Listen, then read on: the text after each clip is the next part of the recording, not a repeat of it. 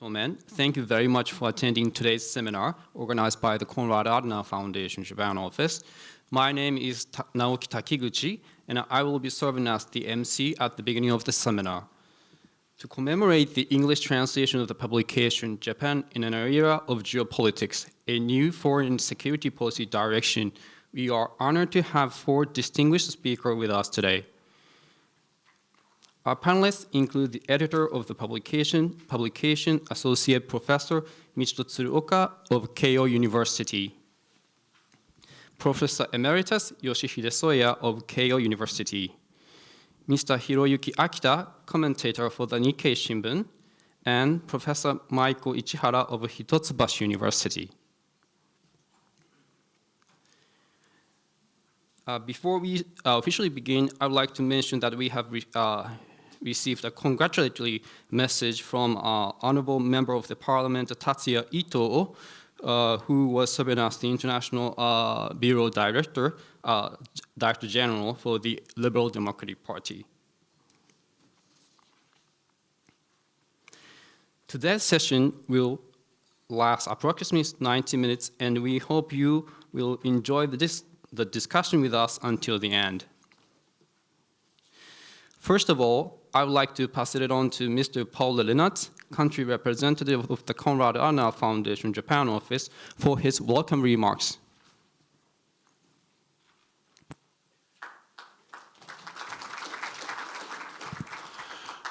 Thank you so much, dear Naoki, dear honorable panelists, dear honorable member of the House of Representatives, Mrs. Toshiko Abe, honorable member of the House of Representatives, Mr. Shu Sakurai, honorable ambassadors, excellencies, Johannesson, Sendagorta, Silgalvis, Ambassador Argyros, Ambassador designate Sigmund, she's going to join us later on during the reception, honorable Ambassador Rendi from Austria, and government officials here today.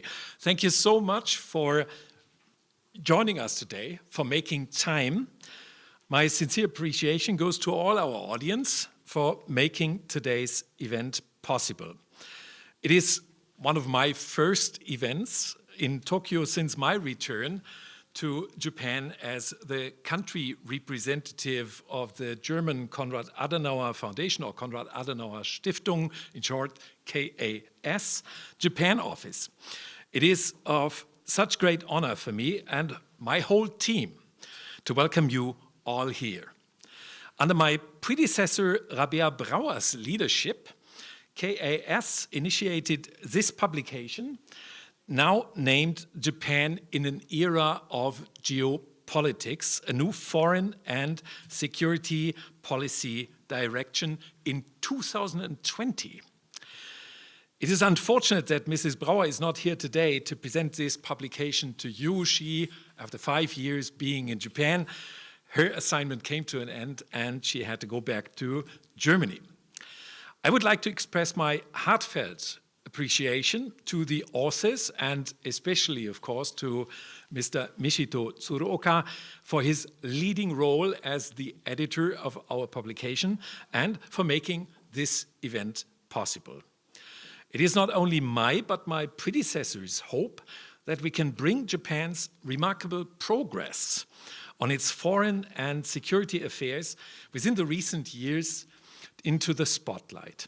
It is of significance to learn the comprehensiveness and backgrounds of these changes to the world and to underpin the increasing focus on Japan as an outstanding partner in the Indo-Pacific and beyond. In times of uncertainties stemming from Russian aggression against Ukraine and challenges to the international order across the globe, including particularly through the rise of China, it is our primary objective of this publication, and some of you might remember we already launched the Japanese language version at the end of July. This is the English language version today, to present this publication and to have it become a meaningful reference for politicians, senior government officials, think tankers, and all those interested around the world and to serve as a tool for increasing mutual understanding and enhancing cooperation between especially Europe and Japan in this field. We, as Konrad-Adenauer-Stiftung, express once again our most sincere gratitude to the panelists, our partners, and of course to you, our audience. Today's panel discussion will focus on Prime Minister Kishida's foreign and security policy record and Japan's direction under a new government. In this respect, and against the background of Friday's LDP elections, this is quite a timely event. So we want to look back on the one hand, but also dare to have a look into the crystal ball and to see what might be up and coming. We are very lucky to have the leading experts on our panel today. I would like to thank Mr. Tsuruoka, Mr. Soya, Mr. Akita, and of course, Mrs. Ichihara for agreeing to this idea. I would now like to pass it on to our editor, Michito Tsuruoka. Michito, thank you so much. The floor is yours.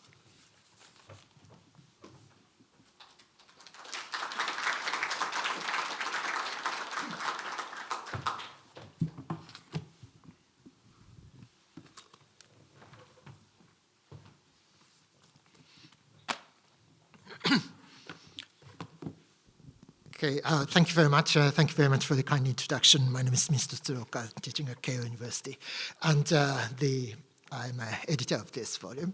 So thank you very much for coming today. And so this is following the launch of a Japanese version of this publication 2 months ago. I'm really happy that we can now present this English version of this today. So the title, Japan in an Era of Geopolitics, a new foreign and security policy direction. So this is so we are meeting today in a very timely day. So we are going to have a new government. We are going to have a new prime minister tomorrow. So this is really a perfect timing for us to look back what has been taking place under Prime Minister Kishida's leadership for the past 3 years, and then think about what sort of future we are going to have beginning tomorrow. So but first let me say a few words on this publication. So this intends to show the multifaceted nature of Japan's foreign and security policy. And in some areas, Japan has expanded its role and profile. So there have been various changes, particularly when it comes to security and defense over the past, not only under Prime Minister Kishida's leadership, but also over the past 10 years or 20 years. So we have seen a lot of changes, particularly when it comes to security and defense. But of course, at the same time, in other areas, we haven't seen such big changes. So depending on what sort of areas you are interested in, what sort of area you look at, you get a different impression, different image about Japan's foreign and security policy. But this is all good, and that is why I would like to emphasize that Japan's foreign security policy, it is really multifaceted. So the different faces and the different impressions you get, so this is just natural. So in this volume, we didn't really try to show a sort of a coherent single story about Japan's foreign security policy, because the reality is that it is really multifaceted. So there are various different opinions and arguments you can find in this volume. So this is just our intention, because we wanted to show the Japan's foreign security policy as they are, so rather than imposing a artificial sort of single image on it. And another thing that I wanted to emphasize here is that one of the features of Japan's foreign security policy is a pragmatism. So on one hand, yes, over the past decade or so, the Japanese government has been emphasizing values, fundamental values in its foreign policy. So the freedom, democracy, rule of law, human rights, and these are the things that the successive prime ministers over the past decade or two have been emphasizing. So the value-based diplomacy or cooperation with like-minded countries. So that is very much a part of Japan's narrative in its foreign security policy. But at the same time, the reality in this region, particularly in the Indo-Pacific region, Japan is actually surrounded by those with which we don't share values. So the democracy, freedom, yes, of course, the Japanese very much believe in those values, but at the same time, we need to deal with those who don't share those values. So that is why. So the Japan needs always to strike a balance between being true to those values on one hand and being pragmatic in dealing with the countries with which we don't share values. So take the example of FOIP, Free and Open in the Pacific. Yes, it started as ostensibly a strategy, but under Prime Minister Abe. But after that, it sort of became concept or vision, and then finally, it has been seen as a policy goal. So rather than a strategy, but a policy goal. So Japan has become a sort of more and more modest in its pursuit of FOIP. But the biggest reason for that has been to try to get more countries on board in the concept of FOIP, or in vision of FOIP, or as a policy goal of FOIP. So because given the fact that there are various countries, particularly in Southeast Asia, which are somehow still quite cautious in terms of talking about such values, freedom, democracy, or also there have been various countries which are somewhat reluctant to buy the idea of FOIP as a strategy or counter strategy or a strategy countering Chinese influence, the rise of China. So that sort of a pragmatism has always been part of Japan's foreign security policy, but at the same time, of course, how to strike a balance between values and pragmatism. That's also something that I'm quite sure that we are going to talk about this evening as well. And also I'm here now presenting the whole volume, but at the same time, I'm a panelist, and I'm supposed to talk a bit about Europe.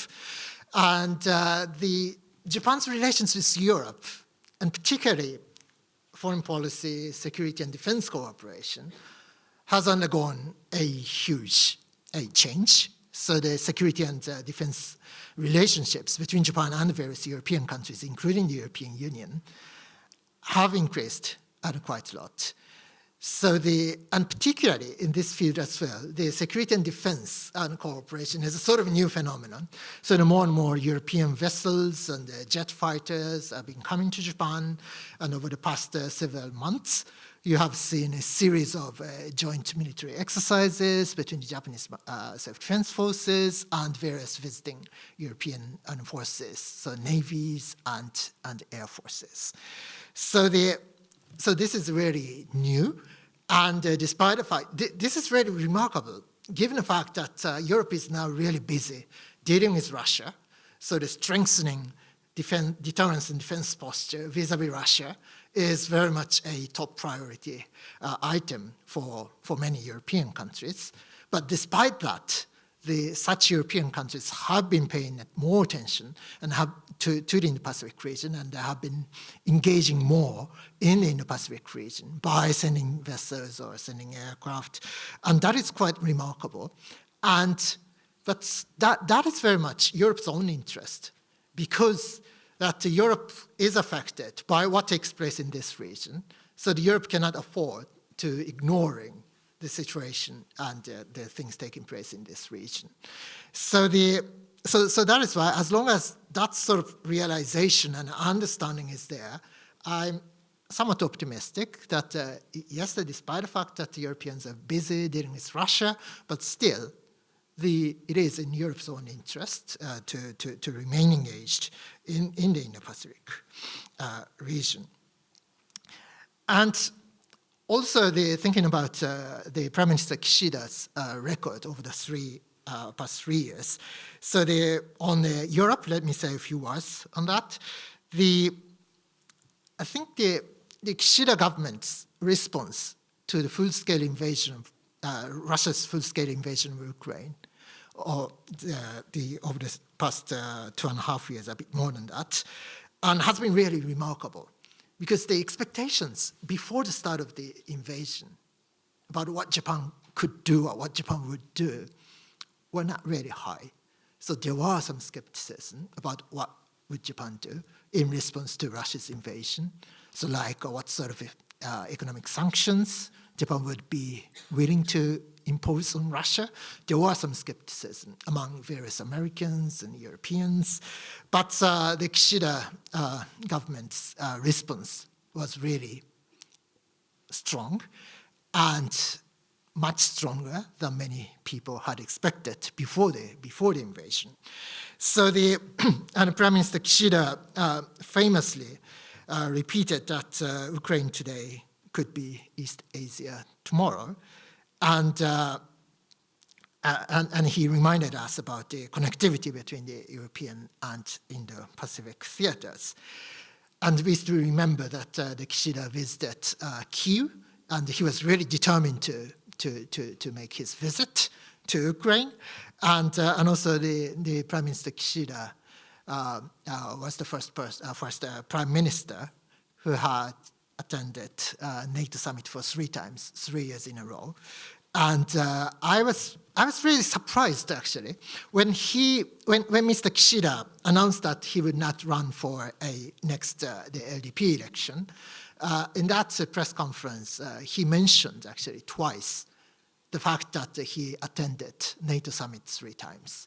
So that means that in his view and in his idea about what he has achieved, that the NATO and this European part element was quite substantial in his mind. And so someone working on European issues and Europe-Japan relations, and I was really pleasantly surprised by that. So now that so tomorrow we are going to have a new government. So we are going to have a new prime minister. So Mr. Ishiba is going to be a prime minister tomorrow. So this is really a perfect timing again for us to think about what has happened, and Prime Minister Kishida, and then the what we are going to see and what we are going to expect under the new prime minister. So I'll stop here, and then I would like to invite 3 distinguished panelists to the podium, please.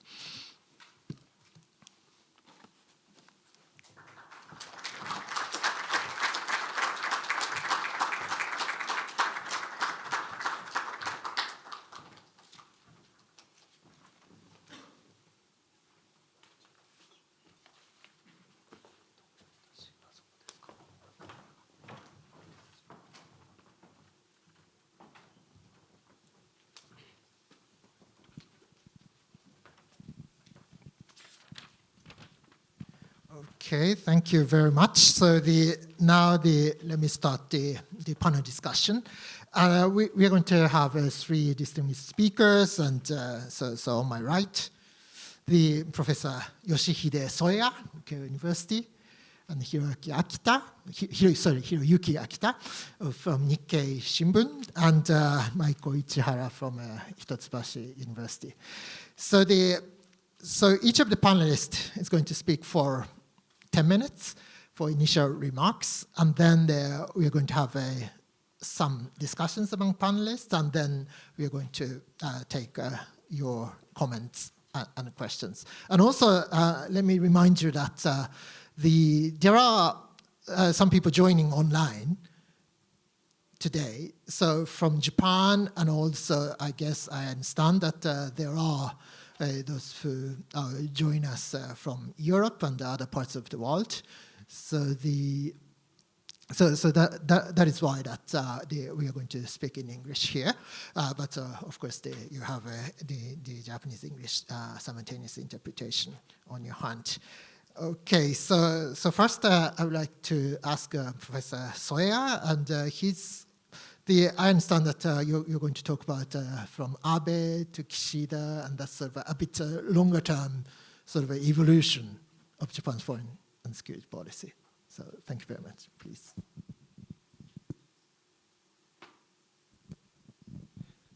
Thank you very much, Tsuruoka-san. And I would like to thank Konrad-Adenauer Foundation, Tokyo, Japan, for realizing this seminar and involving me here. And I hope it's not because of my age, but my chapter is the first chapter in this edited volume. And I broadly talked about the evolution of international politics after the Russian invasion of Ukraine and Japan's response.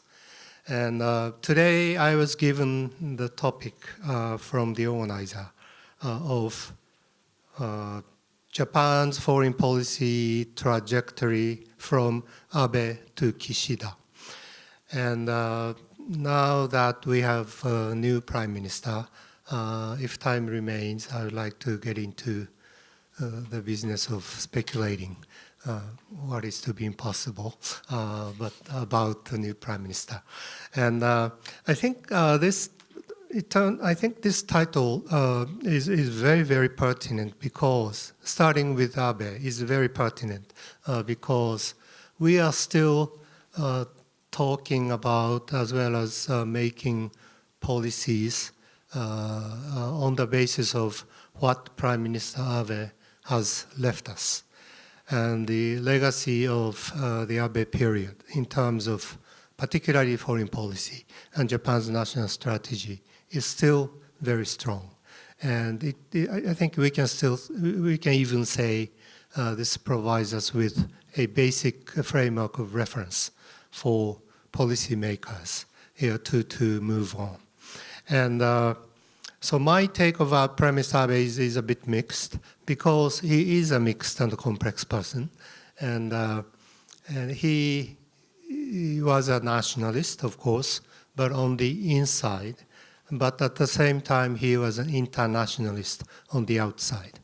And on the inside and on the outside, I mean two things. One is within himself, I think he is a pure nationalist. And but outfit was a bit of an internationalist.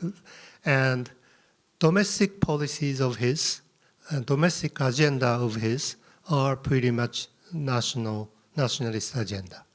But his foreign policy agenda, behaviors were pretty much internationalist. I think that's how Mr. Abe I understand as a complex figure.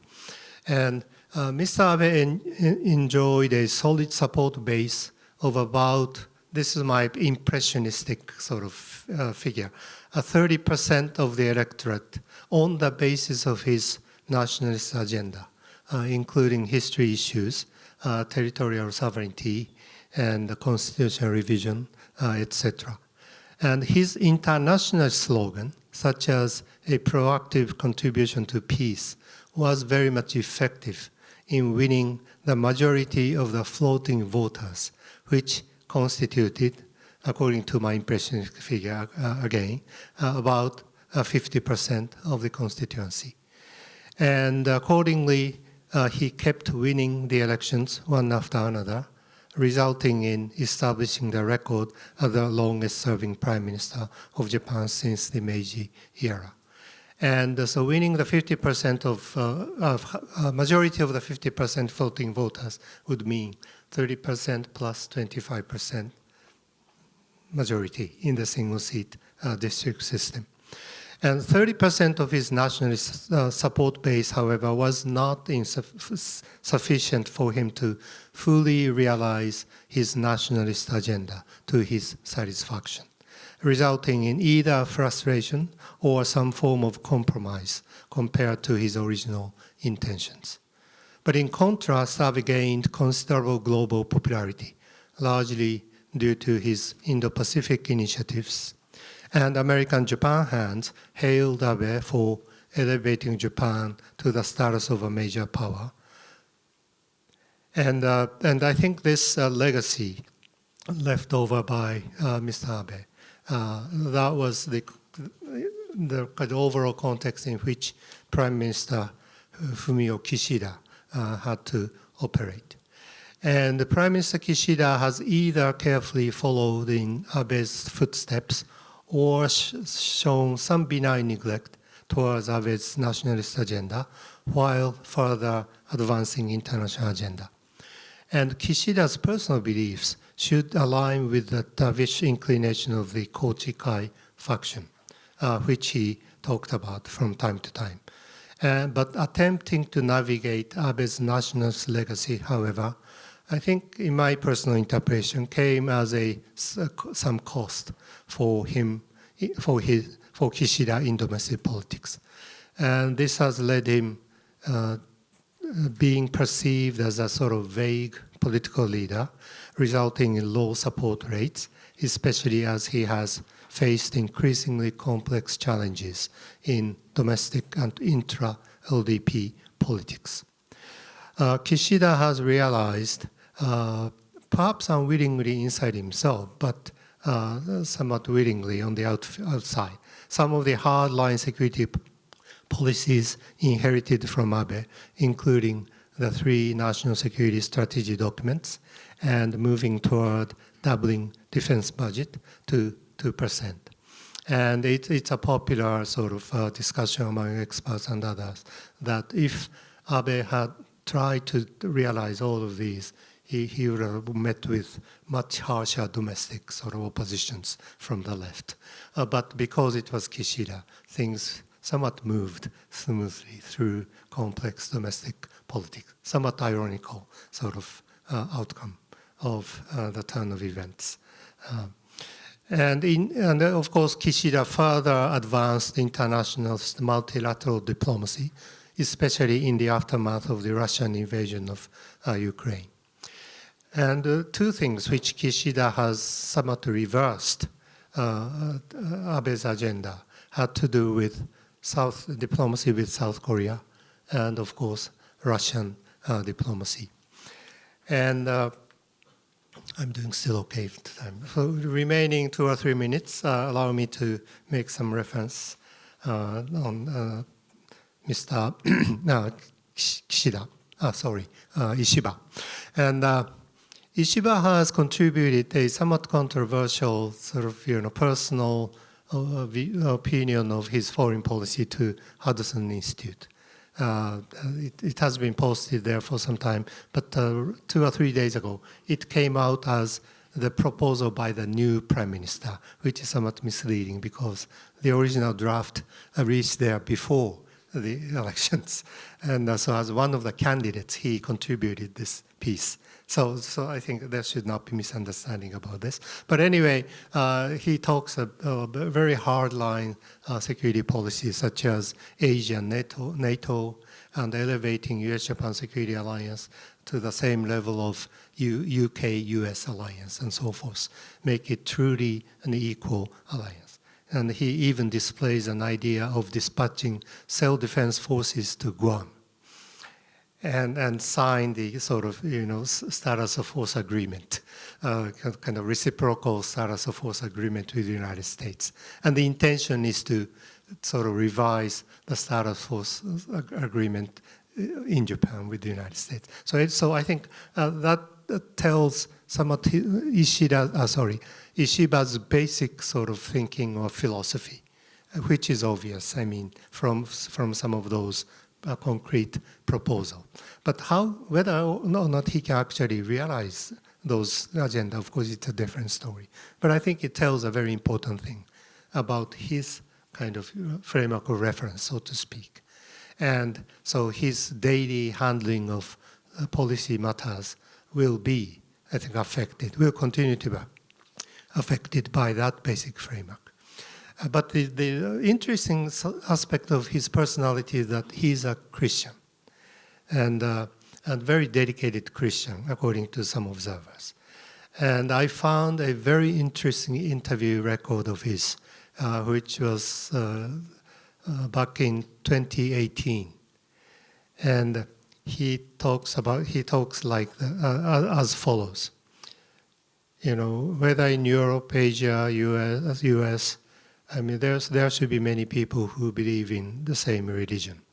Nonetheless, world is ripe with, conflicts, and how we should, try to reduce, those conflicts, and how, human beings are very powerless in front of the God. I think this should be the common understanding among us. And you should not believe that you are the only right person. You are not the one who is right always. And you have to work and pray for the weak. And this is how I would like to constitute a peaceful world. And very Christian wordings. And with respect to South Korea, he says, without knowing what happened in the past with South Korea, whatever efforts we make diplomatically are not convincing. He talks about comfort woman issue and so forth. And there should be many things we can do together. And I can work even with President Moon Jae-in and so forth. And so these are somewhat the different aspect of his, the image of his, impression of his, that you may get from his very sort of realist, security agenda. And maybe these two things coexist. So he may be as complex as Abe, perhaps. And that's okay. I will stop here. Yeah, thank you. Okay, thank you very much. And then Mr. Akita, please. Okay. First of all, thank you very much for having me. It is very honored to speak on this podium. I always feel that predicting Japanese domestic politics is as risky as predicting the weather next week or next year.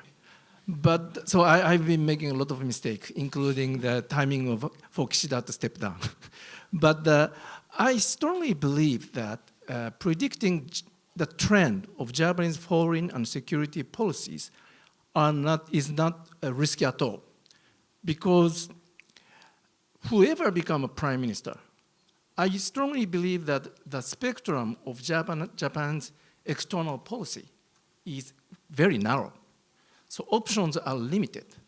So journalists tend to, when we want to know the prospects of Japanese foreign policy or security policy, journalists like me tend to examine the philosophy or policy, philosophy or belief of leader, and then try to analyze what he will do.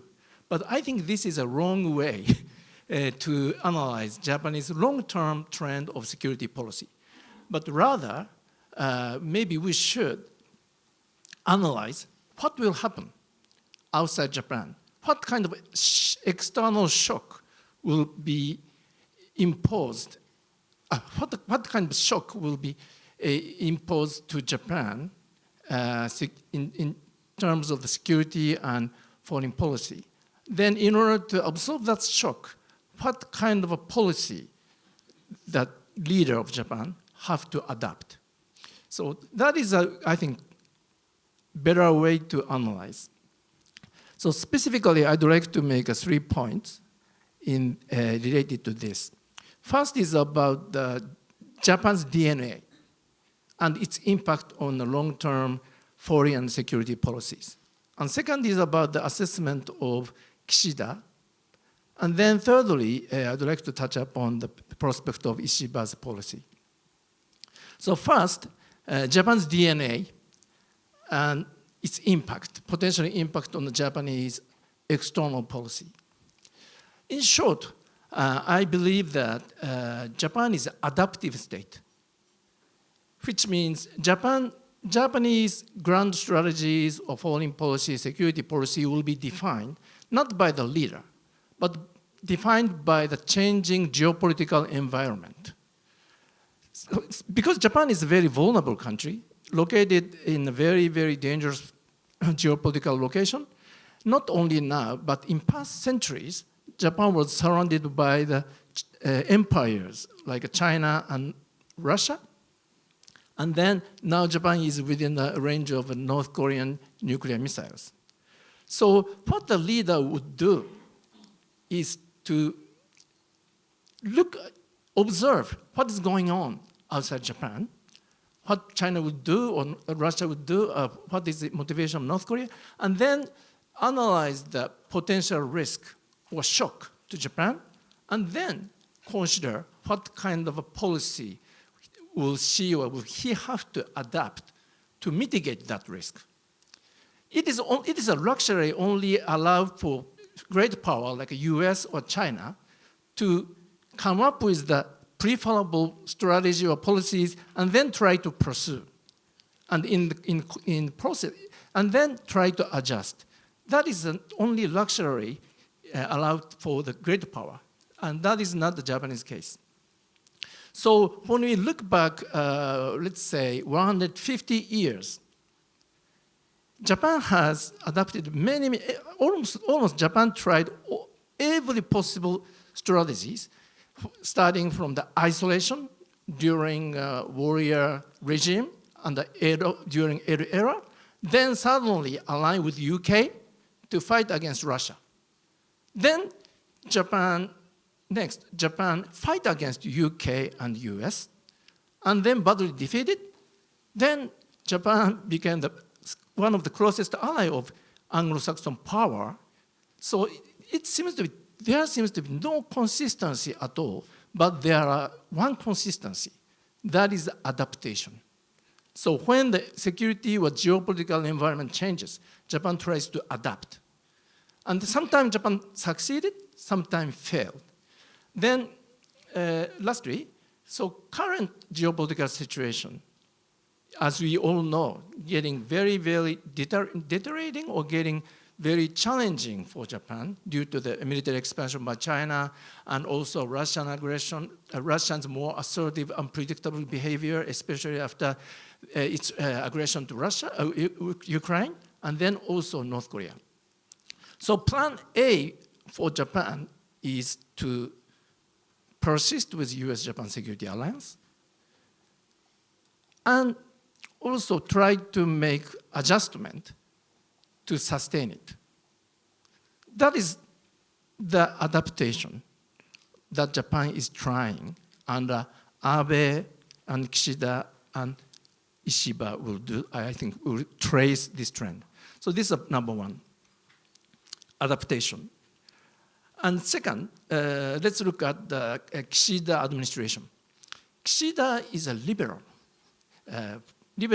statesman, and unlike Abe, but his legacy was to have launched the biggest military build-up after World War II, to be honest. It is not a liberal at all. And he, for the first time as a Japanese Prime Minister, he made a decision to introduce counter-strike capability. He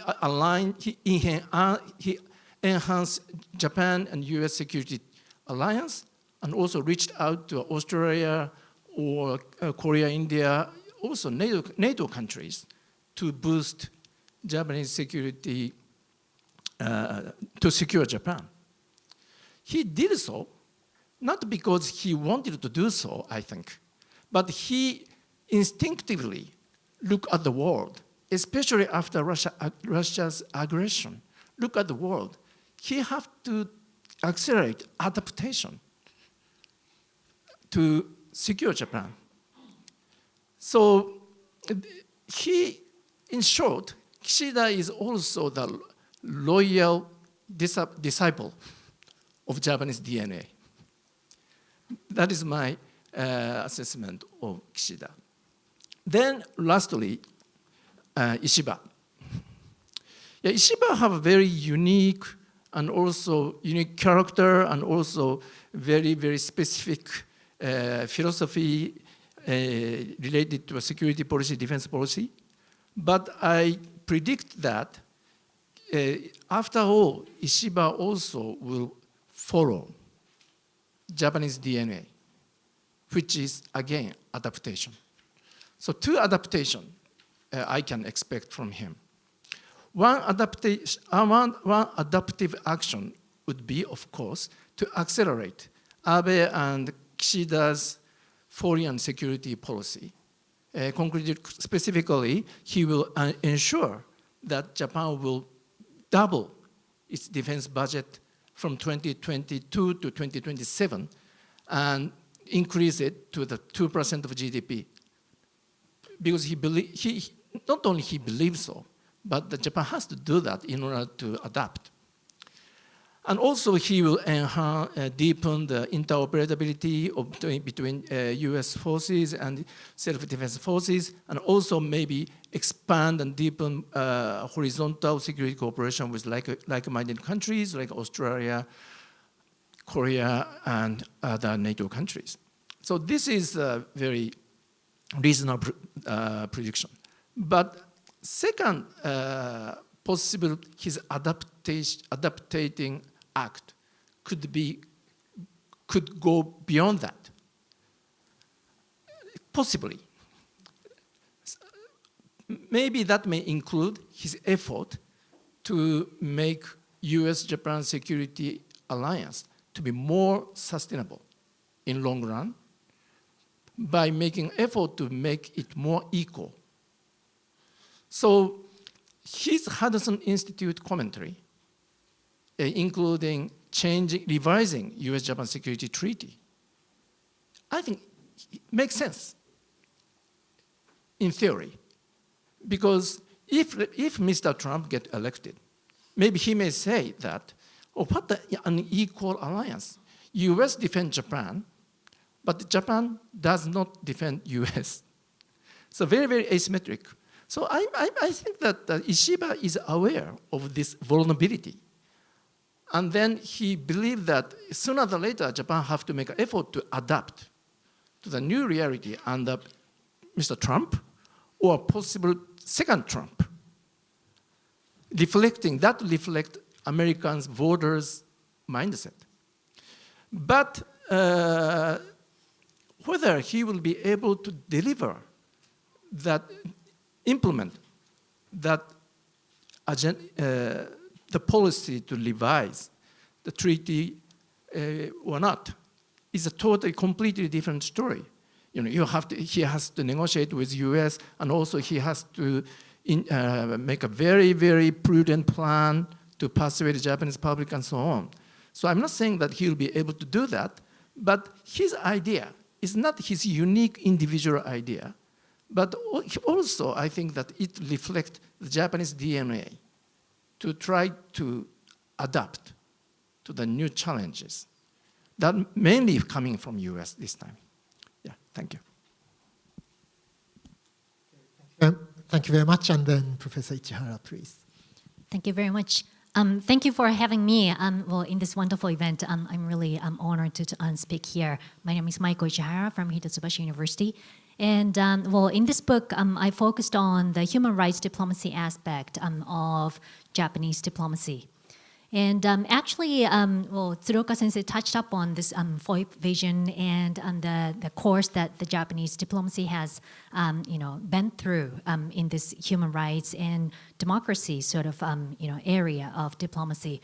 And it now seems as if Japan has, it became like, it got taken for granted sort of, characteristic that, Japan talks about free and open Indo-Pacific and so forth. But actually, this has been very new to the Japanese diplomacy if you look back since the end of the World War II. Japan has always shied away from bringing values to the forefront of the diplomacy. And it was only in the mid-2000s that the Japanese government started talking about liberal values like democracy, human rights, rule of law, and market economy. During the Kishida administration, apparently they maintained this course of FOIP vision, and they continued talking about democracy and human rights and its importance, Japan's commitment to it. However, if we look at the actual substance to the human rights diplomacy, we have to admit that despite Kishida's being dovish, his stance on the substantial protection of human rights was not that, substantively different from previous administrations. While it was positive that this administration accepted several thousand Ukrainian refugees into Japanese border, but there has been a weak move anywhere else. For example, in our neighbor, we have been having this military regime killing, a crazy number of people in Myanmar. But Japanese acceptance, Japanese support for Myanmar's pro-democracy actors has been pretty weak. And although Japan during the Kishida administration appointed human rights advisor Gen Nakatani, hoping that he can make some difference in terms of human rights diplomacy. But even the discussion on Japanese version of the Magnitsky Law remained marginal. So we noticed that there is a discrepancy between the Ds and wars, where the Ds, the emphasis on democracy and human rights became stronger compared to the past, but the substance remains weak. And in this book, actually, I conducted an analysis that this has to do with two functions of liberal values that has been casting impact on to the Japanese diplomacy. One is regulative aspect of liberal values, and the second is constitutive aspect of the liberal values. I say regulative aspect, when I focus on those values like pacifism, anti-militarism, anti-traditionalism as some of the important norms since the end of the World War II, which has been actually limiting Japan's proactive external behaviors. And that has this constraint has been still there, so which is limiting Japan, what Japan can do and what Japan thinks that it can do. On the other hand, since around the end of the World War II, Cold War period, Japan started seeking greater reputation for its being an economic giant and a major power in Asia, and together with the huge diplomatic defeat that it experienced at the time of the Gulf War. Japan started seeking to incorporate those liberal values like democracy and human rights into its diplomacy as well as development assistance to sort of seek a new way for Japan to cast some influence, political influence in the region. And however, because of this regulative element, these sort of posture of Japan trying to utilize those liberal values for the construction of new direction of Japanese diplomacy remains still constrained. If you look at the terminologies that the Kishida administration, as well as previous administration, several administrations has been using when it comes to values-related aspect, I also have to say, which actually was mentioned by Tsuruoka sensei as well, that there has been change in terms of the terminologies that have been used. When the Arc of Freedom and Prosperity Initiative was launched in 2006, it was democracy, human rights, the rule of law, and market economy that were emphasized in the initiative. However, since the 2016 on, after the since the FOIP vision was created, democracy and human rights started being used much less. And compared to that, those terms like the rule of law, transparency, and accountability came to the forefront of the Japanese diplomacy. And that was, as Tsuruoka sensei was also talking about, based on requests, especially from Southeast Asian countries, which requested Japan not to force them to choose between Japan and China. So this shows that Japan, partially it shows that Japan takes a pragmatic approach, but at the same time it also shows that Japan is very serious about Southeast Asian countries' requests. And Japan has a serious intention to bridge between those global South countries and the Western world. However, there's a bit of issue here in terms of the discourse.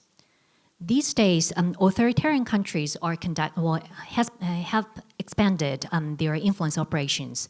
And one of the things that they have been doing is to try to push hot button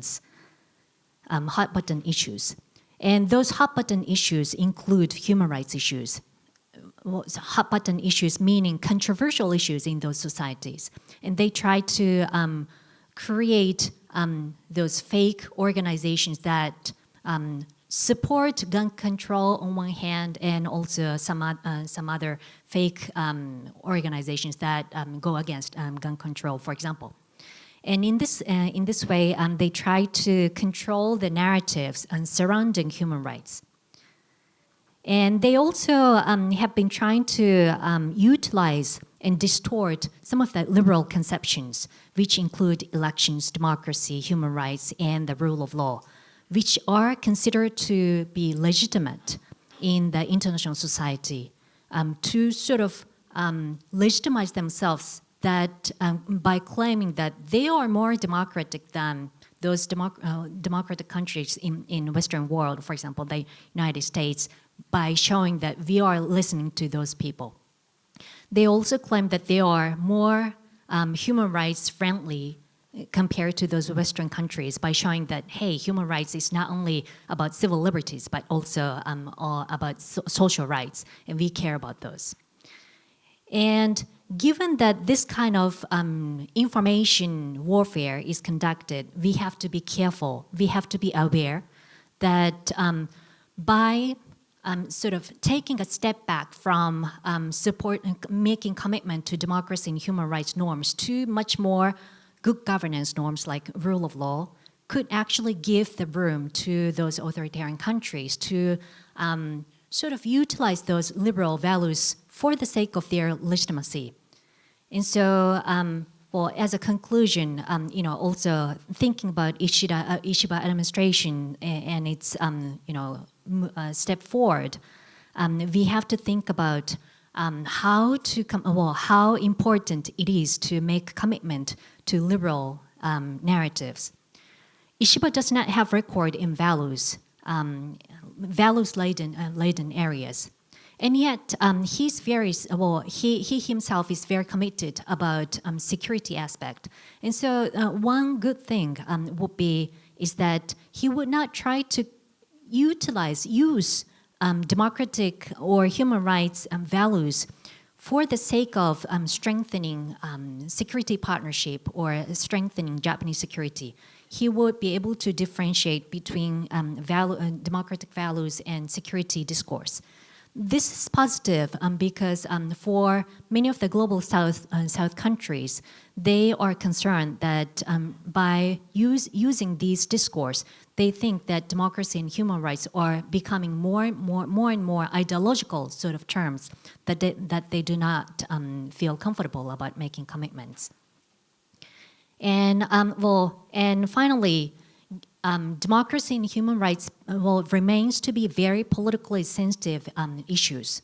And so I hope that the upcoming new government can think about how to actually demarcate its role with the civil society, to let the civil society actors take some naming, shaming, roles when it comes to pointing out some of the very difficult human rights violations that are taking place in other countries, especially in democratic countries, and differentiating their behaviors from those civil society actors, and taking some strategic approach to that.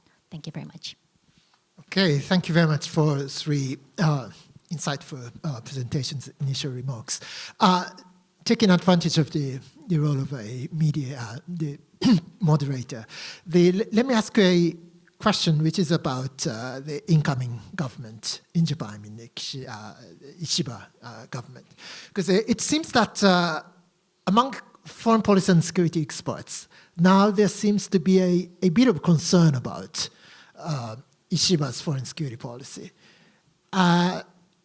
Not specifically on Asia, NATO, or other things, but as a sort of an overall direction. Because now it's really important for whoever is the prime minister, actually. It is now really important to focus on domestic politics. Because domestic political reform is something that the new government really needs to do. So because the new prime minister needs to restore people's trust in politics, people's trust in the LDP, of course, from a LDP perspective. But so it really makes sense for the new government to focus on domestic policies. And also there have been various earthquakes and other natural disasters. So there are voices in Japan asking the government to focus on domestic issues. But Kishida and government over the past 3 years has been sort of very remarkable in a sense that in foreign security policy, not only focusing on immediate neighborhoods like addressing North Korea, addressing China, but the Kishida has been very much engaging in faraway regions. So he visited Ukraine and other things.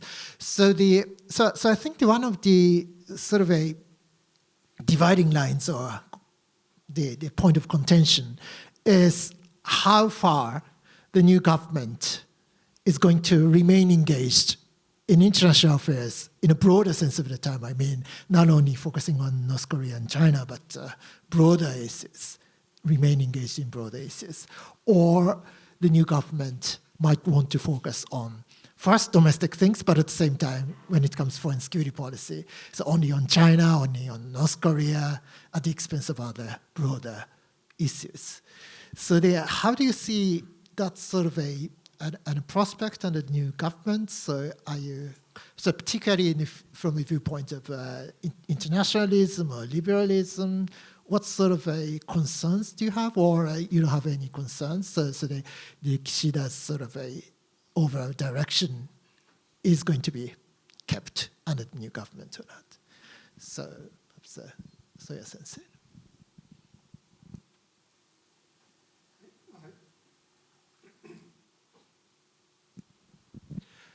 I think this should apply to both domestic and external dimensions.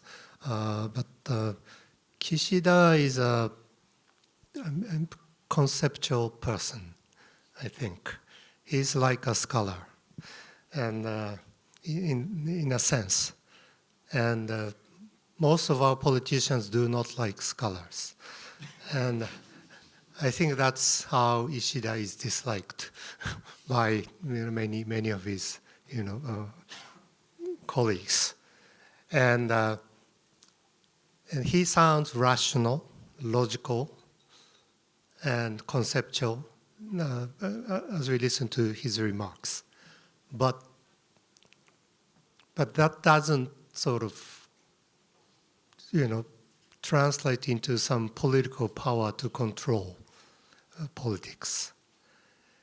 And so the logical sort of outcome of this propensity of his would be he would keep hitting obstacles and may not be able to realize things according to his wishes.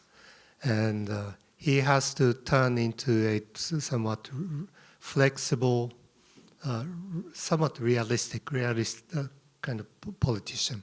But that is not Kishida, according to my kind of limited observation.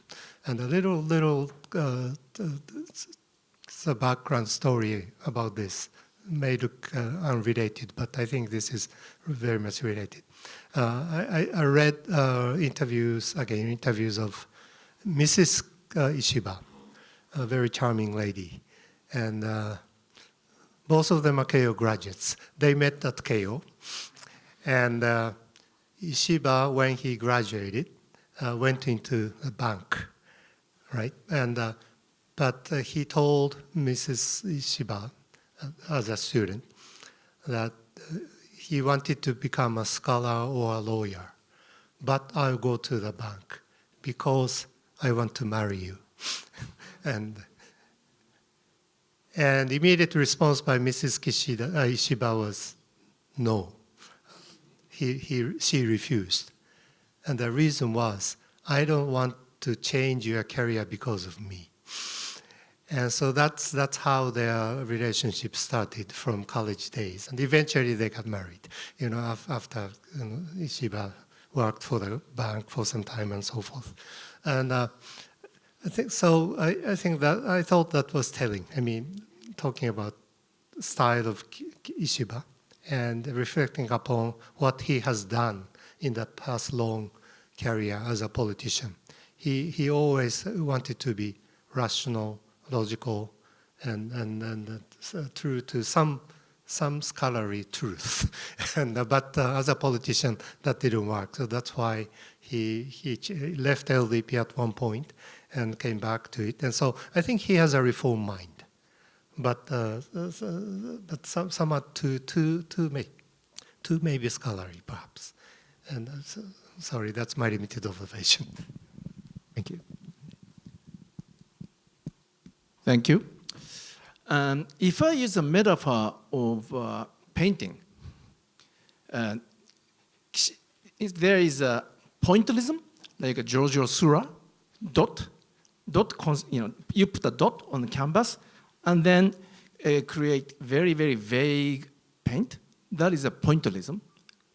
And then there's impressionist, very, very vague, but not to the extent of pointillism, like Renoir, those people, impressionist. And then another one is portrait paint, portrait, very, very clear, like photography. And I think that Ishiba is a portrait type of person. Ishiba's vision of the world, Ishiba's vision of the security policy and so on are portrait. So good point of being in portrait is very clear, and negative aspect is very, very inflexible. And then Kishida is, as Soya Sensei said, Kishida is like an impressionist. Whether he is good or bad, his vision of the world is not so clear as clear as portrait person like Ishiba, or Abe is also portrait. But Kishida somehow managed to use his nature as an impressionist person to adapt to the Russian aggression to Ukraine. And also, since he is a very, very, his vision of the security policy or strategy are not so rigid, so he could, flexibly adapt by introducing necessary measures, including doubling defense budget. So this is point number one. And point number two is to your question, whether Ishiba will be able to focus on, while he focuses on domestic politics, whether will he be able to also sufficiently deal with the external challenges? I think that the answer is yes and no, but as again, Japan is so vulnerable. Japan is located in a so vulnerable geopolitical location. Unfortunately, I have to predict that even if Ishiba decides to focus on the domestic political reform, economics, and so on, sooner or later, some shock will hit Japan. It could be a North Korean missile launch, or it could be another more frequent China, Russia's joint military exercise or patrol, or some incident. So Japanese Prime Minister Ishiba doesn't have any luxury to allocate most of his political asset to a domestic, but he will have to do that, respond. And then lastly, most important question is his portrait vision of the world and security strategy. And what is the essence? Maybe there are two binary choice, or there are two binary possibility.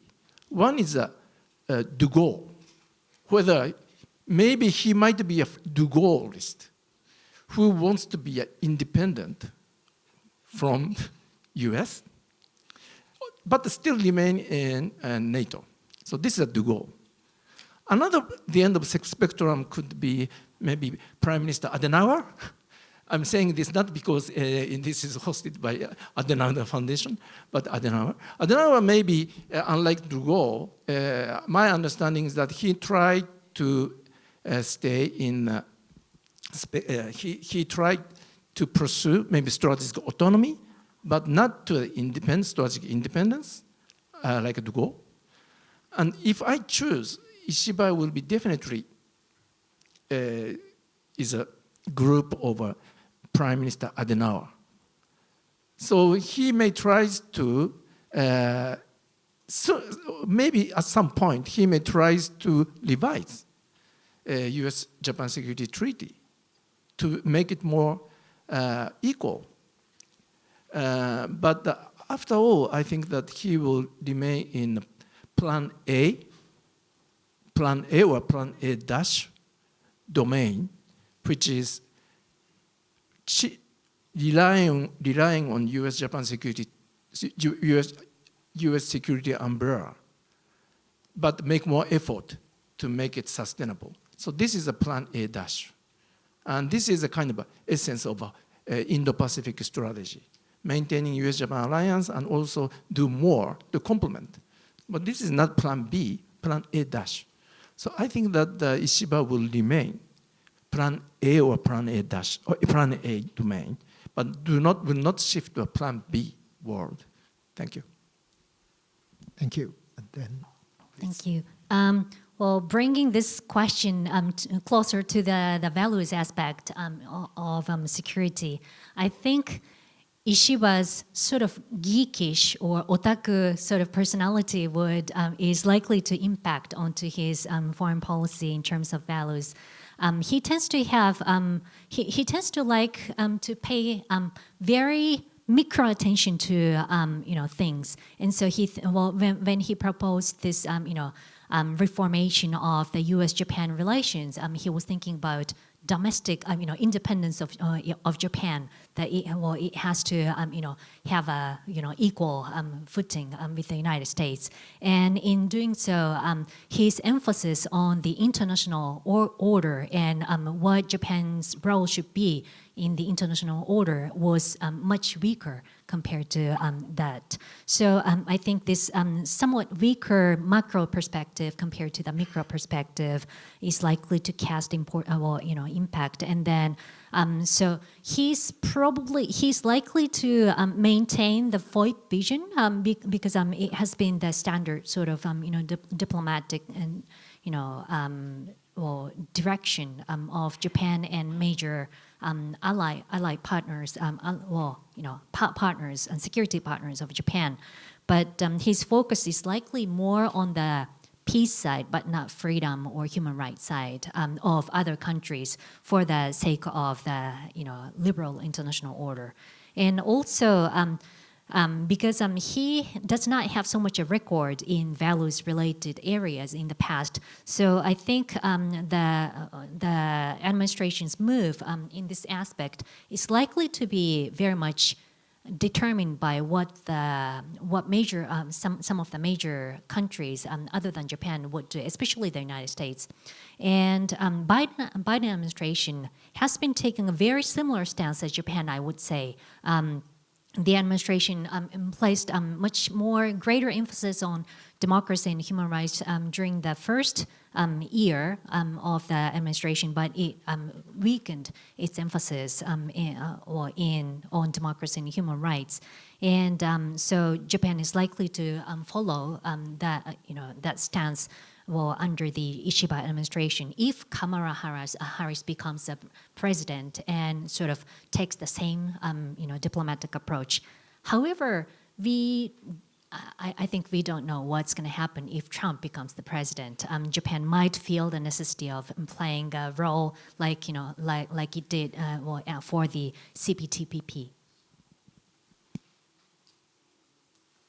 Okay, thank you very much. So thank you for your patience. Now I would like to take your questions, comments. Okay, so the microphone is coming. So please first here. Okay. Okay. Paul Midford, Meiji Gakuin University. First of all, congratulations on the publication of this outstanding volume, and thank you for excellent presentations. Looking at the 3 defense documents that were enacted in late 2022, at least I can see a strong focus on territorial defense, with a 60% increase in defense spending justified as necessary for Japan to achieve defense autonomy in 5 years, as spelled out in the documents. Do you expect that Prime Minister Ishiba will continue with this focus, or will he actually launch a national debate that goes beyond the constitutional reinterpretation of 2014 and actually try to build not just a legal basis, but actually a political consensus or within Japan about potentially using a military force, the SDF, to defend any other state like Taiwan? And if he does, how successful do you think he might be? How easy would it be to overcome what Mr. Akita called Japan's DNA? In this case, it's post-war DNA that military forces really just has utility for territorial defense. Thank you very much. Thank you, and then here.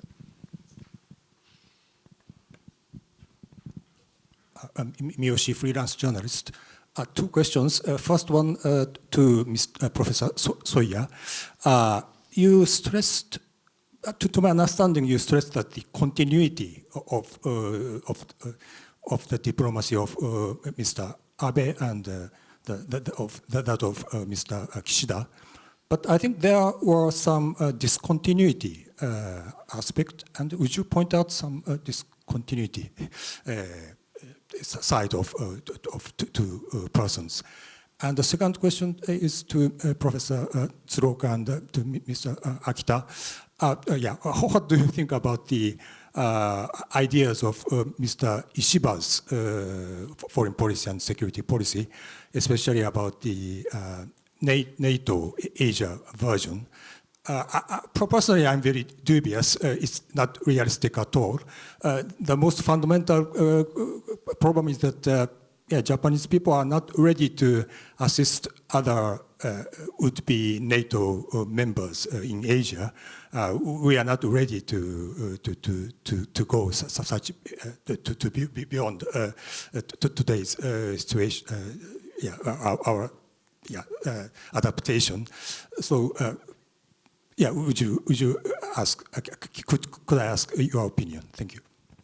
Thank you, and then I would like to take a few more questions, and also those who are joining online. So please leave your question or comment on the Q&A box. Okay, and then please raise your hand. Okay, so from this side, so 2 people. Thank you. My name is Vladislav Dobrchlib. I'm a graduate research student at the University of Tokyo, and I'm coming from Ukraine. Therefore, my question to the panelists is regarding Ukraine. Do you think that with the new Prime Minister, the Japanese approach to Ukraine and the region would change in any way? Thank you. Thank you, and then City. Hello, my name is Donggun Lee. I'm currently doing my PhD at the Australian National University. My question is potential prospects on the multilateral alliance or NATO system of the Shida, because I find, realistically speaking, there would be two options. The first option would be expanding existing US-Japan alliance into the multilateral one, or the second option would be remaining the US-Japan one and just make a separate one.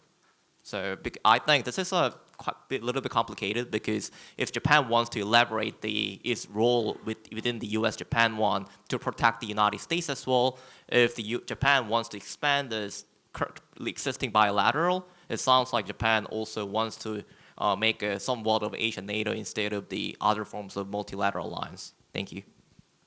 Okay, thank you. And then I think on this, yeah, there.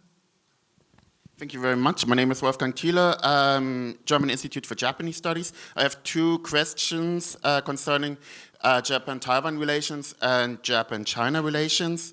The first question is, under former Prime Minister Abe had quite strong ties to Taiwan, and he had cultivated some very strong personal ties to some very radical Taiwan independence activists like Kin Birei. In your book on page 109, Professor Matsuda writes that under the Kishida administration, Japan's support for Taiwan appears to have lost momentum. So the new Prime Minister Ishiba, you were talking about that he is more like a falcon in foreign policies, more like a hardliner, and as far as I know, he has visited Taiwan 2 years ago.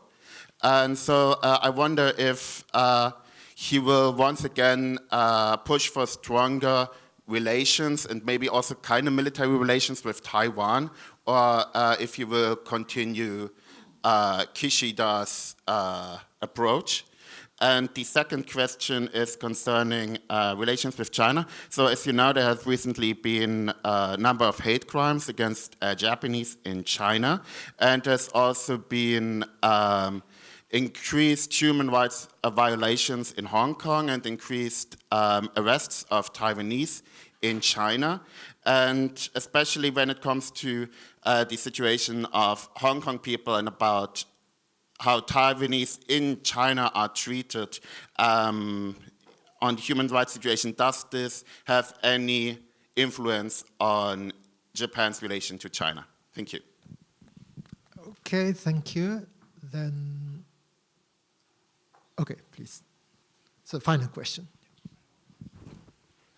Hello, I'm Gerhard Fasol, and my relationship is with Konrad-Adenauer-Stiftung as a scholar when I was a student. But my question is really, I worked a long time in Japan, and there used to be always very strong discussions about the reforms of the United Nations Security Council. And internationally, these discussions about reforming the United Nations Security Council are now coming up again in the context of the Ukraine war and kind of blocking veto power. But on the Japanese side, recently, I'm not an expert on this, but I haven't seen many discussions anymore about the reform of the Security Council. So my question is really to Professor Ichihara, I think, because she was concerned with the United Nations. So my question is really, what do you think about the Security Council and potential reforms, and what Japanese position, and more importantly, what Japanese actions are in that context? Thank you. Okay, thank you very much for a great set of questions, starting with a defense plan or any change on the Shiba, so ASEAN NATO or Japan's approach to Ukraine and Japan-Taiwan relations, and related to ASEAN NATO issues at multilateral alliance prospect, and also the Japan-China and hate crimes in China against Japanese there, and UN Security Council reform. So it's just impossible for you to take the answer to all the questions, but you can choose whatever you want. So starting with, I think reverse order is fine. So starting with Professor Ichihara, please. Thank you very much. Thank you very much for your wonderful questions. I think, well, there were two questions addressed to me. One was on Hong Kong and Taiwan, and also another was United Nations. When it comes to Hong Kong, Taiwan, and China issue, I would argue that well, things could change not because of the change on the side of the Japanese administration, but on the side of China. What I mean is that, well, there has been a huge influx of Chinese as well as Hong Kong people into the Japanese society who are trying to escape from the current economic condition in China as well as the repression that they are facing in the country and Hong Kong. And so it's not so much discussed yet, but there has been actually a lot of well, events that are held by the Chinese people in Japan, which supports those human rights values, which includes like concerts or art events and so forth. And an impressive number of Chinese people actually come to those events. And these are so far possible because Japan as a society is still a low key for China. And so there's not much surveillance going on. But well, we have been having some Hong Kong pro-democracy actors, well, you know, becoming more vocal in the country in gathering some of the pro-democracy activists in here from all over the world who have been, you know, escaping from Hong Kong. And so we are seeing somewhat increased surveillance by China these days. And so this could, if China will strengthen surveillance over the Japanese populace as well as Chinese populace in the Japanese society, it could cause some tension between the two countries. So I'm concerned about that. And when it comes to the United Nations Security Council reform, there's still much limitation as to what Japan can do in terms of the security aspect if Japan is to seek to, one of the P5 members. And also, in addition, main attention of Japan's multilateral diplomacy these days has shifted from the United Nations to G7 as a platform because there is much more that Japan and also those countries, member countries, can do with the G7. So I think well, Japan is likely to continue this path. Thank you for rich questions. Maybe we need another 1 hour if we have to cover everything. So maybe I will pick up Japanese prospect of Ishiba's security policy and NATO, Asian NATO altogether, and then Taiwan and China. But what was the question about Ukraine? Any change? Ukraine. Or maybe can touch upon Ukraine also. So on Ishiba's security or defense policy, I think there would be two completely different scenarios. Again, depending on the external environment in the North American continent. So if Vice President Harris get elected, there would be, it means Ishiba can expect somewhat continuity from the Washington side. So I think that under this scenario, Ishiba will also try to pursue or accelerate Abe and Kishida's defense policy, and also try to achieve that agenda, specifically doubling defense budget until 2027, and also enhance U.S.-Japan security interoperability, especially after Japan self-defense forces will establish joint command. So that kind of extension of a Kishida administration is likely. But under the Trump scenario, it is very unpredictable, but let's say Mr. Trump will say that, again, U.S.-Japan security treaty is very, very unequal. American people have to take a risk of life to defend Japan, but Japan doesn't. He said, well, he once said, but when U.S. is under attack, Japanese people can relax at the room and watch Sony TV's, Sony's produced TV or play kind of like a Sony TV game or something like that. So under this scenario, I don't know, but it might be possible that Kishida may think that, oh, it is high time for Japan to initiate, to transform U.S.-Japan security treaty to make it more equal and sustainable. But question is that it is correct, it is not the wrong instinct if in that case, but the question is whether Prime Minister can really deliver that, or whether Japanese public will catch up with that Ishiba's idea. That is a question mark. But maybe it is possible that Ishiba will try under Trump world.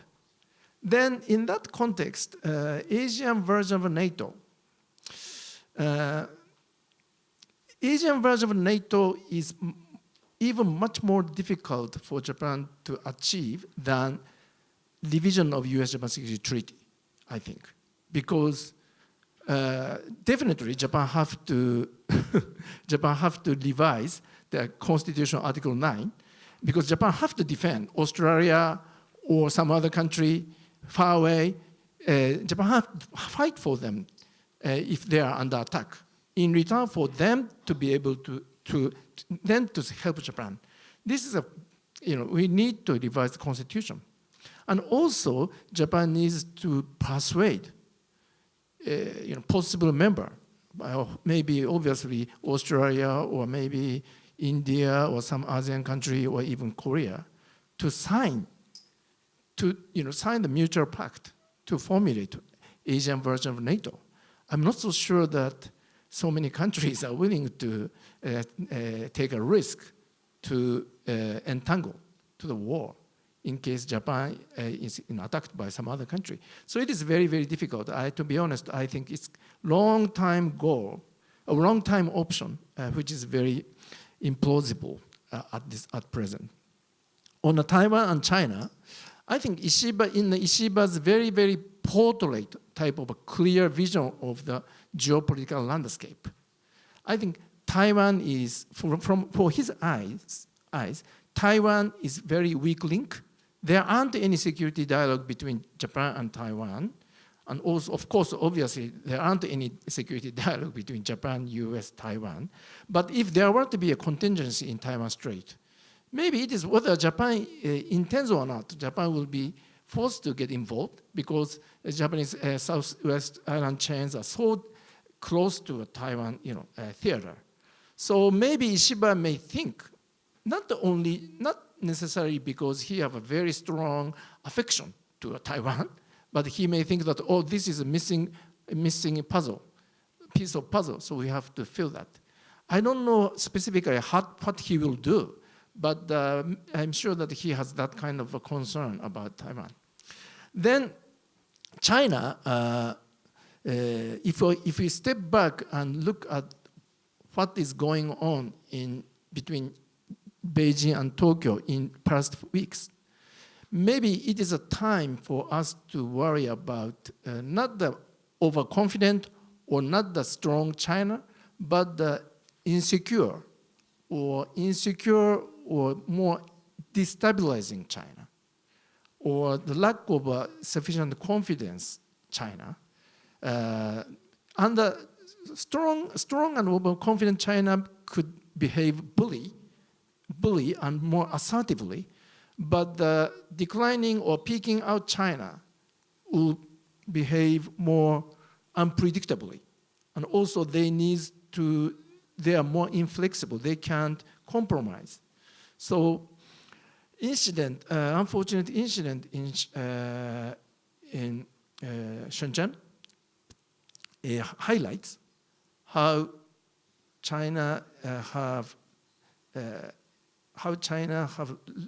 limited room to collaborate with Japan by providing more detailed information about what happened. So that is my impression.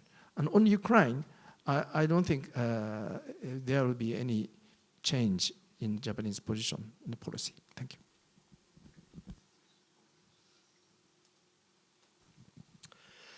Well, once again, in the scholarly sort of composition of Ishiba's policy ideas, I think making US-Japan alliance an equal alliance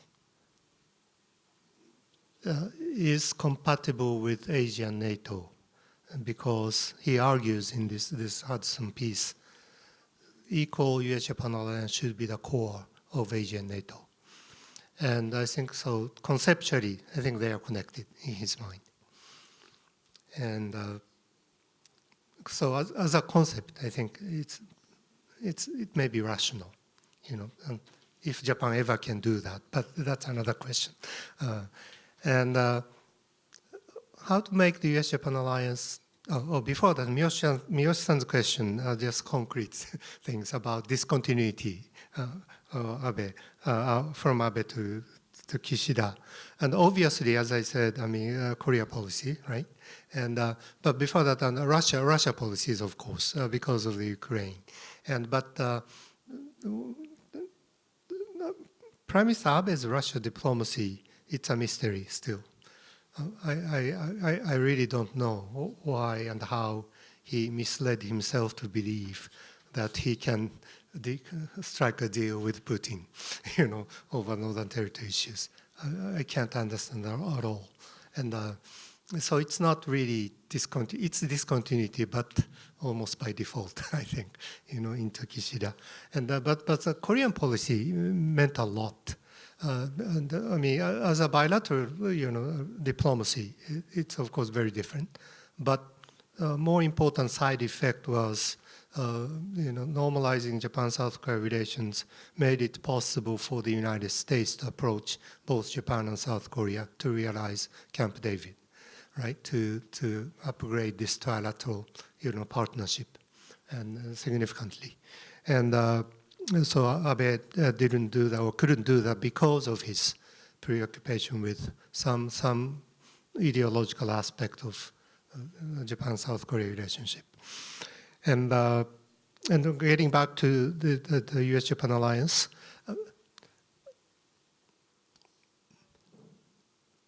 I think I can read his mind, Ishiba's mind.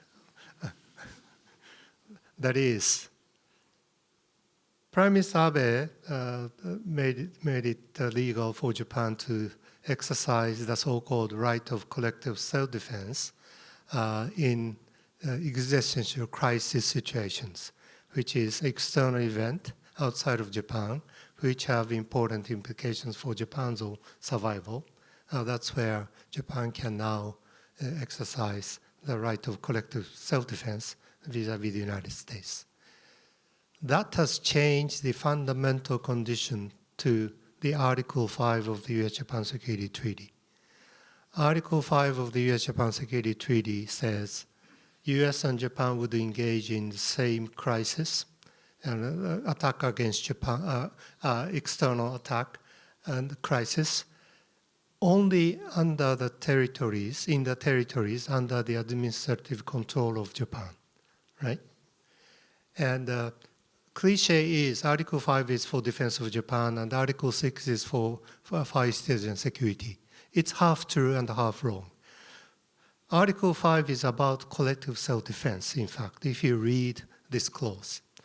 But the only difference in the case of the US-Japan Security Treaty is the area is limited to territories under the administrative right of Japan, administrative control of Japan. That's because of Article 9 of Japanese Constitution, which means Japan cannot engage in collective self-defense activities outside the territories of Japan. But in ANZUS Treaty, and even US-South Korea Security Treaty, they have same clause.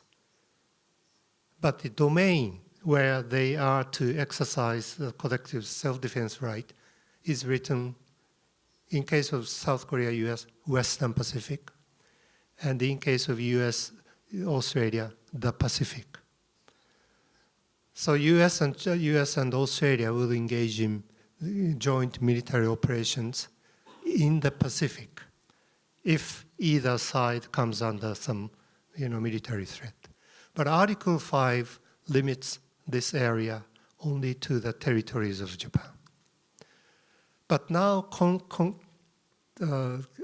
existential crisis is about crisis outside Japanese territories.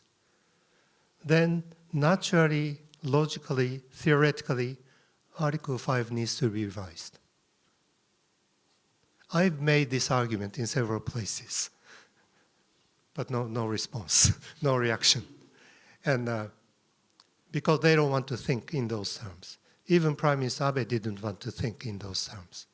But I think Ishiba knows this, I think, because he's a scholar. and from a scholar's point of view, it's a logical and natural thing for Japan to get into this new domain of US-Japan Security Treaty handling. Article 5 is now obsolete already because of this exercise of the right of collective self-defense, even in existential crisis. I think this is what Ishiba has in mind. So it's logical. And now, in reality, if Trump gets reelected, he may be interested in this scenario. Then Japanese bureaucrats would have a very difficult time in handling this, process of working on this politically and legally, domestically as well as with the United States or with Asian friends,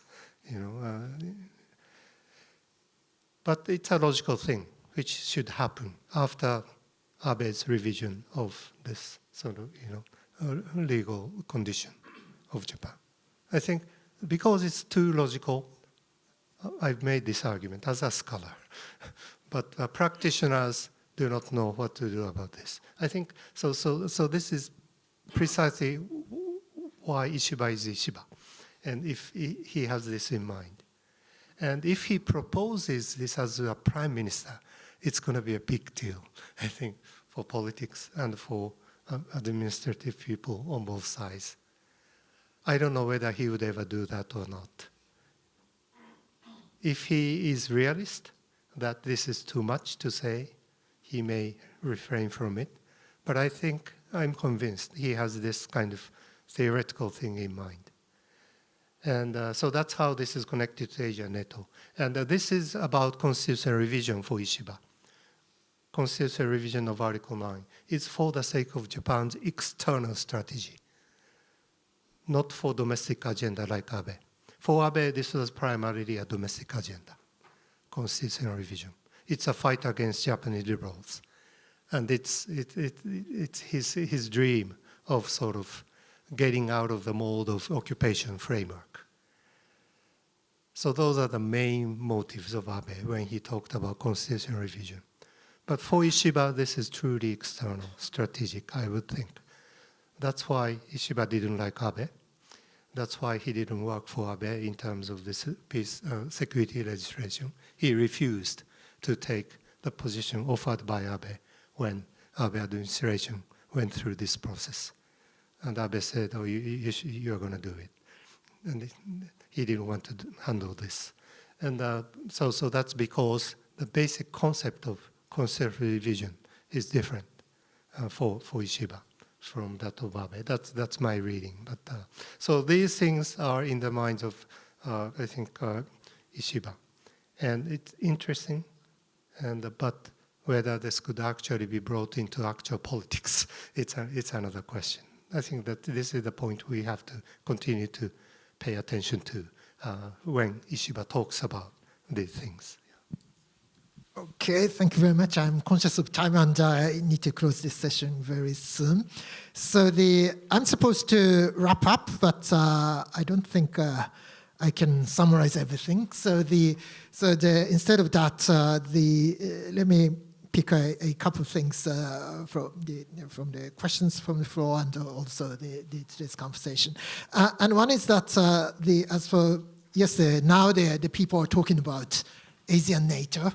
So there are someone working on NATO, so I think I need to say a few words on that. So my plea is that stop using the term NATO in this context, because it has nothing to do with NATO, for sure. So it is about the idea of establishing a multilateral collective defense alliance in the region. So it has nothing to do with NATO. So there are so many, I wouldn't say so many, but there are some countries in the world which hate NATO. So like Russia or like China, and also in Southeast Asia as well, there are some countries which don't want to see more NATO in this region. So if you really want to provoke those people, those countries, yes, they keep using the term NATO in this context, but otherwise, I think it's much better not to use the term NATO in talking about the idea of establishing multilateral alliance in this region. So that's one thing. And in terms of thinking about the prospect of the foreign security policy and the Ishiba government, I think I'm personally a bit concerned that Ishiba's sort of a definition of national interest might be a bit narrower than Kishida or even Abe. So I'm not sure to what extent Mr. Ishiba is committed to help Ukraine, for example, because it's somehow too far away. Because I remember that Ishiba was saying some time ago when the international community was very much paying attention to Afghanistan. So at that time, Mr. Ishiba was saying that, yes, the engagement in Iraq is part of Japan's national interest because there's oil there. But Afghanistan is not part of that because there's no natural resources important for Japan. And if that's I fully understand that sort of thinking, because there's sort of a Japan first type of a narrowly focusing on immediate neighborhood issues. Yes, it's understandable, and there are so many people in Japan who think that way. So now that the world is changing and the things taking place in faraway regions could still affect Japan's national interest. So how to broaden the definition of national interest in Mr. Ishiba's mind, I think it's something that we need to pay attention to. And that is related to my final point, which is, so Professor Soya talked about inside-outside thing. So yes, the Prime Minister is a person, so as a private citizen, it's just natural for anyone to have his or her personal views. But being a prime minister is different from that. So I think Mr. Abe was very good at distinguishing private things and official things. So in that sense, the Abe was really good at performing prime minister. So regardless of what he really had in his own mind as a private citizen, it doesn't matter as long as Abe performs prime minister in line with Japan's national interest. So if you apply that to Mr. Ishiba, then many people believe that Mr. Ishiba is a very honest man, which means that he says always what he wants to say. So that is very much evident in his piece to Hudson Institute. So it's about ASEAN NATO, the idea of amending the US-Japan SOFA, the Status of Force Agreement, all very difficult things. So but we now know that Mr. Ishiba as a person is interested in those issues. But as a prime minister, the strategy is about prioritization.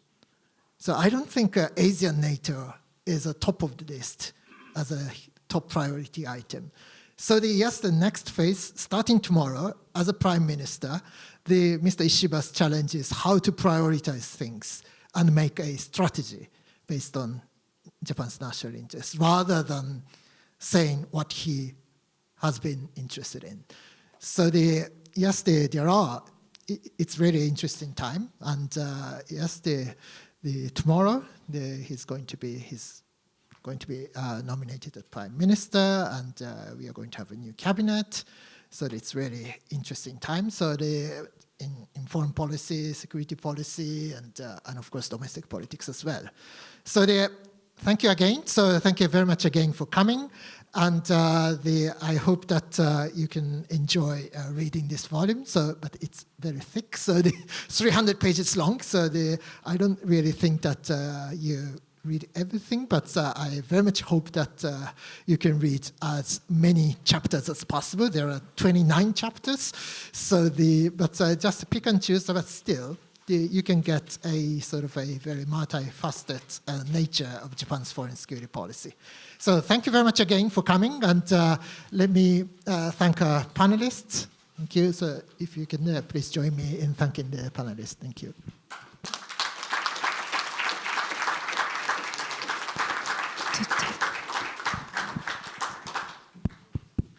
Today's seminar, Kishida's Foreign and Security Policy Record and Japan's Direction under New Government, has come to an end. I would like to extend my heartfelt thanks to Tsuruoka Sensei and all of our panelists today. Please give another big round of applause. Before you leave, we kindly asked you to take a moment to complete a brief questionnaire accessible via the QR code on the agenda. You can also find the QR code on the back cover of the publication provided at your seat. Your feedback is highly appreciated. And please leave your simultaneous interpretation receiver on your desk. A reception will be held at 6:30, so very soon, in the adjoining room, and we hope you will join us, continue discussions with our panelists and also some of our authors. Thank you once again for taking time out of your busy schedule to be with us today. Have a wonderful evening. Thank you.